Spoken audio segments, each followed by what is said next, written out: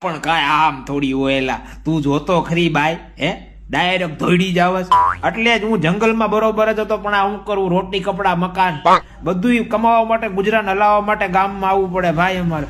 નકર અમારે ભૂખતા ઘણા ટાઈમ પેલા હું ને અમારે ભૂખતો ને બધા અમે આવ્યા હતા ઘણા ટાઈમ પેલા ભૂખતો બરોબર રોડ પર હૂતો અને એક છોકરી છૂટે શૂટ એક્ટિવા લઈને આવી છૂટે શૂટ ડાયરેક્ટ ભૂખતાની આંખમાં